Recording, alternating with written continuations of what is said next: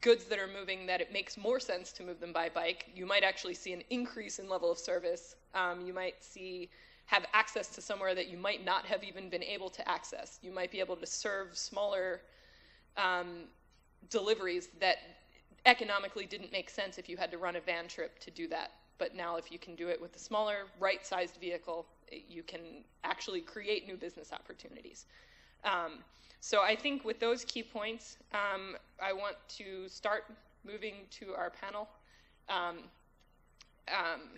And I probably should have mentioned at the beginning why I'm here as the academic on this panel. I actually have an ongoing study looking at the use of cargo cycles here in New York and comparing moving by motorized modes and by freight tricycle. And I'm working with Greg at Revolution Rickshaws. And Wenzday has participated in our survey as well. So that's sort of where I fit into this whole thing.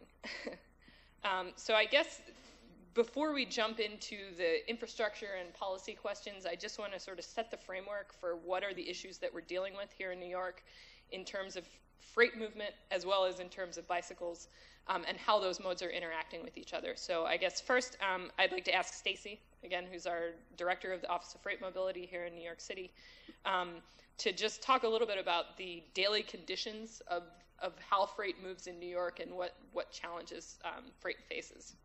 Okay, so at City DOT, we try to meet with the trucking industry to understand what are some of their barriers to operating in the city so that we can hear firsthand what those are. And we've been having ongoing discussions since about 2008. And usually the first topic or issue that they have is parking tickets. Because we all want to get to the curb at the same time and there's just not enough capacity.